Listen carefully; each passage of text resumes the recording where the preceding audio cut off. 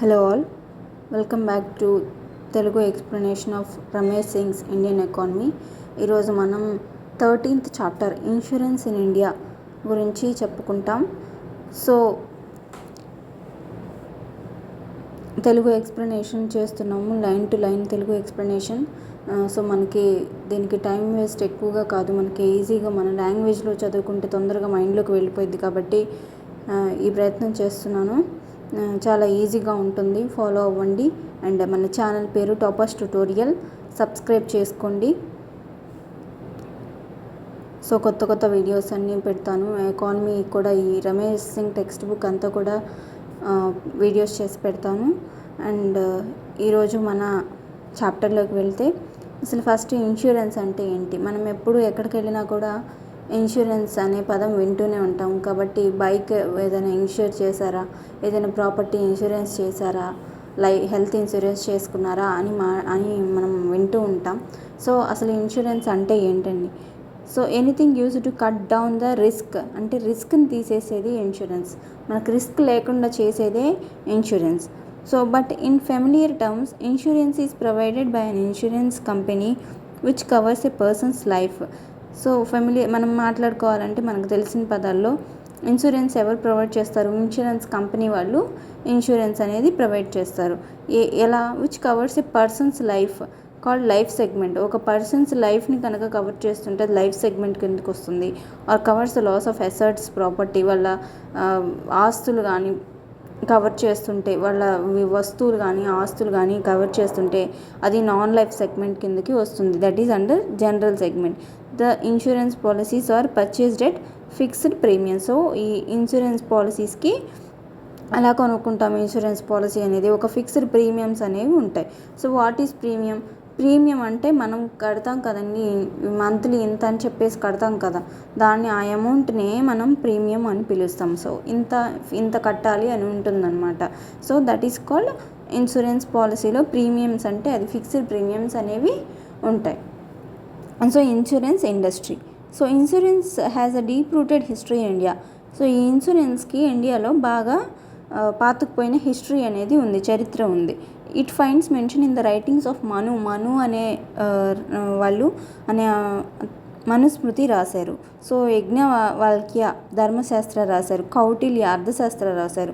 So వీటిల్లో మనం ఈ ఇన్సూరెన్స్ అనే దాన్ని వీళ్ళ రైటింగ్స్లో చూడొచ్చు. వీళ్ళు ఏమేమి రాశారు? కౌటిల్య అర్థశాస్త్ర రాశారు, యజ్ఞవల్క్య ధర్మశాస్త్ర రాశారు, మనుస్మృతి రాశారు. ఇలా వీటిలో ఏముంది ఇన్సూరెన్స్ గురించి? The writing stock in terms of pooling of resources that could be redistributed in times of calamities such as fire, floods, epidemics and famines. So ఇక్కడ ఏం రాశారంటే ఈ బుక్స్లో అసలు ఇన్సూరెన్స్ గురించి అక్కడి నుంచి వచ్చిందన్నారు. సో ఏమొచ్చింది ఇన్సూరెన్స్ గురించి? అక్కడ పూలింగ్ ఆఫ్ రిసోర్సెస్, వాళ్ళకున్న వనరుల్ని ఒక చోటగా చేర్చుకోవటం, అండ్ కుడ్ బి రీడిస్ట్రిబ్యూటెడ్, ఒక చోటకు చేర్చుకొని వాటిని మళ్ళీ పంచటం అనమాట. ఎలా, ఎప్పుడు పంచుతారు? In times of calamities such as fire, ఏదైనా ఫైర్ యాక్సిడెంట్ జరిగినప్పుడు, వరదలు వచ్చినప్పుడు, పెద్ద డిసీజెస్ వచ్చినప్పుడు, ఎపిడమిక్ డిసీజెస్ వచ్చినప్పుడు, రోగాలు వచ్చినప్పుడు, కరువులు వచ్చినప్పుడు, ఫెమిన్స్, కరువులు, ఇలాంటప్పుడు అవి మళ్ళీ రీడిస్ట్రిబ్యూషన్ చేస్తారు. తీసుకున్న వాటిని మళ్ళీ ఎవరికి కావాలో వాళ్ళకి పంచుతారు. This was probably a precursor to modern day insurance. So దీన్నే మోడర్న్ డేలో ఇన్సూరెన్స్ అన్నారు. Ancient Indian history has preserved the earliest traces of insurance in the form of marine trade loans and carriers contracts. Insurance in India has evolved over time, heavily drawing from other countries. So other countries నుంచి కూడా చూస్తూ ఈ insurance అనేది రూపాంతరం చెందిందనమాట, evolve అవుతూ వచ్చింది. So first మనకి insurance చాప్టర్లో ఫస్ట్ మనం తెలుసుకోబోయేది ఎల్ఐసి గురించి. సో ఇన్సూరెన్స్ అనేది ఎలా వచ్చిందో చూసుకున్నాం. మనకి హిస్టరీ నుంచి ఎప్పటి నుంచో ఉంది, అలా ఇన్సూరెన్స్ వచ్చింది. ఇన్సూరెన్స్ అంటే రిస్క్ని కట్ చేయటం, అదే ఇన్సూరెన్స్. సో ఇన్సూరెన్స్లో మనకి ఫస్ట్ ఎల్ఐసి చాలా ఫెమిలియర్ వర్డ్ మనకి. సో ఎల్ఐసి అంటే ఏంటండి? Life insurance business are industry in the country was nationalised by the government of India in 1956 and fully a government owned company. The Life Insurance Corporation of India was set up at that time. So 1956లో ఈ life insurance industry అనేది nationalize చేయబడింది అనమాట, జాతీయం చేయబడింది 1956లో.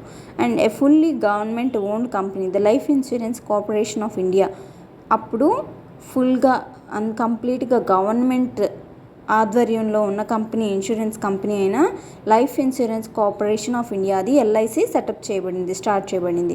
So అప్పుడు ఎలా 245 Indian and foreign companies కలిపి 245 అనమాట, playing segment of insurance, life segment of insurance. So opening of private life insurance companies was prohibited at the time. So అప్పుడు ఏంటంటే private life insurance companies open చేయటం లేదనమాట, prohibit చేయబడి, నిషేధించబడింది. So the LIC was called an investment institution by the government. So ఇది LIC అనేది ప్రభుత్వం యొక్క ఇన్వెస్ట్మెంట్ ఇన్స్టిట్యూషన్గా నిలిచిందనమాట, ప్రభుత్వం పెట్టుబడి సంస్థగా నిలిచింది. ఎల్ఐసి అనేది ప్రభుత్వ ఇన్వెస్ట్మెంట్ ఇన్స్టిట్యూషన్గా ఎల్ఐసి ఉంది. సో ఎల్ఐసి అంటే ఏంటంటే life insurance corporation of India 1956లో ఈ ఇన్సూరెన్స్ ఇండస్ట్రీ నేషనలైజ్ చేశారు. సో అప్పుడు ఇది ఫామ్ అయింది. అప్పుడు ప్రైవేట్ ఇన్సూరెన్స్ కంపెనీస్ ఓపెన్ చేయకూడదు. So next, the nationalization was motivated by twin objectives. రెండు ఆబ్జెక్టివ్స్. ఈ నేషనలైజేషన్, జాతీయం అనేది చేయడానికి కారణాలు ఏంటంటే to spread the message of life insurance for greater social security. So ఎందుకని నేషనలైజేషన్ మోటివేట్ చేశారంటే, ఎందుకు ముందుకు వెళ్ళిందంటే రెండు ఆబ్జెక్ట్స్ ఉన్నాయి. ఎందుకంటే మెసేజ్ ఆఫ్ లైఫ్ ఇన్సూరెన్స్ అంటే లైఫ్ ఇన్సూరెన్స్, ఈ ఇన్సూరెన్స్ యొక్క మెసేజ్ని స్ప్రెడ్ చేయడం కోసం, వ్యాప్తి చేయడం కోసం, ప్రచారం చేయడం కోసం, ఫర్ గ్రేటర్ సోషల్ సెక్యూరిటీ, సామాజిక భద్రత కోసం దీన్ని ప్రచారం చేయటం కోసం. And secondly to mobilise people's saving collected as premiums are for national wellbeing. So ప్రజలు వాళ్ళు దాచుకున్న డబ్బుని మొబిలైజ్ చేయడం, మొత్తం అంతా ఒక చోటకి చేర్చుకున్న కోసం కలెక్టెడ్ యాజ్ ప్రీమియమ్స్గా కలెక్షన్ చేస్తారు వాటిని. అంటే ఇందాక చెప్పాను కదా, ప్రీమియం అంటే అమౌంట్ను కలెక్షన్ చేస్తారు, ఇన్సూరెన్స్ పాలసీస్ కట్టే అమౌంట్ని ప్రీమియమ్స్ అంటారు. సో కలెక్షన్ చేయడం కోసం, దేనికోసం, మన వృద్ధి అనేది నేషన్ బిల్డింగ్ కోసం, మన జాతీయ నిర్మాణం కోసం వీళ్ళు అందరూ పీపుల్ కష్టపడి దాచిపెట్టుకున్న డబ్బులన్నీ ఒక చోటకు చేర్చడం కోసం ఈ నేషనలైజేషన్ అనేది మోటివేట్ చేయబడింది. And so the LIC had been the biggest investor in the government process of planned development, purchasing government securities and equities of big asset public sector undertakings. So ఈ ఎల్ఐసి అనేది biggest investor అనమాట. ఎందుకంటే purchasing government securities purchase చేయడానికి, public sector undertakings ఈక్విటీస్ని తీసుకోవడానికి ఇది LIC అనేది పెద్ద ఇన్వెస్టర్ అనమాట. So this is about LIC. Next GIC గురించి చూద్దాం. ఎల్ఐసి అయిపోయింది, okay. What is GIC? General insurance corporation of India. GIC అంటే general insurance corporation of India. So ఈ జిఐసి ఎలా వచ్చింది? In 1971 the government nationalized the private sector companies, 107 Indian and foreign companies. So government ఏం చేసిందంటే 1971లో private sector కంపెనీస్ని nationalize చేసింది, జాతీయం చేసింది. Playing in the general insurance segment and a government company the general insurance corporation of India was formed. ఇప్పుడు ఒక government company అయిన general insurance corporation of India జిఏసీని ఫామ్ చేశారు. ఎప్పుడు? 1972లో. 1971లో నేషనలైజ్ చేశారు ప్రైవేట్ సెక్టర్ కంపెనీస్ని. 1972లో జిఐసి ఫామ్ అయింది. So the GIC started operation on January 1st, 1973. ఇది ఫామ్ అయింది 1972లో, కానీ అది దాని వర్క్ స్టార్ట్ చేసింది ఎప్పుడంటే January 1st, 1973లో. 71లో నేషనలైజ్ అయింది, 72లో ఫామ్ అయింది జిఐసి. అండ్ దాని వర్క్ని స్టార్ట్ చేసింది జిఐసి ఎప్పుడంటే January 1st, 1973. So with 4 holding companies ఉన్నాయి దీని కింద, జిఐసి కోసం. So national insurance company limited, new India insurance company limited, oriental fire and insurance company limited, United India insurance company limited. So ఈ 4 holding companies GIC కోసం ఉన్నాయి. So in the era of economic reforms 2 major changes took place in this area. So ఈ 4 దీంతో పాటు ఉన్నాయి. ఇట్లా 1971లో nationalisation అయింది, 72లో form అయింది, 73లో వర్క్ స్టార్ట్ చేసుకుంది. ఆ ఎకనామిక్ రిఫార్మ్స్ వచ్చాయి కదా, మనకి ఆర్థిక సంస్కరణలు వచ్చాయి కదా, అప్పుడంటే 2 చేంజెస్ వచ్చాయి, 2 మేజర్ చేంజెస్. అవేంటో చూద్దాం. So in November 2000, the GIC was notified as the Indian reinsurer to to be known as GIC re. So November 2000లో ఈ జిఐసిని ఏమని చెప్పారంటే రీఇన్సూరర్గా మార్చారు. ఇన్ మార్చ్ 2002 మళ్ళీ మార్చ్ 2002లో GIC was withdrawn from holding company status of the public sector general insurance companies. Now these 4 companies are directly owned by the government of India. ఈ 4 కంపెనీస్ని విత్డ్రా చేశారు, జిఐసిని సపరేట్ చేసేసారు అండ్ అవి government own companies అయిపోయాయి. So కాబట్టి ఇప్పుడు ఈ జిఐసి గురించి చెప్పాలంటే ఏంటి, నేషనలైజేషన్ 1971లో అయింది. 1972లో జిఐసి ఫామ్ అయింది. 73లో వర్క్ స్టార్ట్ చేసింది. దానికి 4 హోల్డింగ్ కంపెనీస్ ఉన్నాయి. తర్వాత నవంబర్ 2000లో జిఐసిని రీఇన్సూరర్గా చేశారు. రీఇన్సూరర్ అంటే తర్వాత చూద్దాం. ఇండియన్ రీఇన్సూరర్ అనమాట ఇప్పుడు జిఐసి, దాన్ని జిఐసి రే అన్నారు. మార్చ్ 2002లో ఆ 4 హోల్డింగ్ కంపెనీస్ని విత్డ్రా చేసేసారు. జిఐసి విత్డ్రా చేసేసారు దాని నుంచి, 4 హోల్డింగ్ కంపెనీస్ నుంచి. That is about GIC. So AICIL, the public sector insurance company. So AICIL అంటే పబ్లిక్ సెక్టార్ ఇన్సూరెన్స్ కంపెనీ, అంటే ప్రభుత్వ రంగ ఇన్సూరెన్స్ కంపెనీ. సో దీని ఏఐసిఐఎల్ అంటే ఏంటి, agriculture insurance company of India limited. So AICIL అంటే agriculture insurance company of India limited was set up by the government of India in December 2002. So AICIL అనేది government of India set up చేసింది ఎప్పుడు, 2002లో. So commenced its business in April 2003.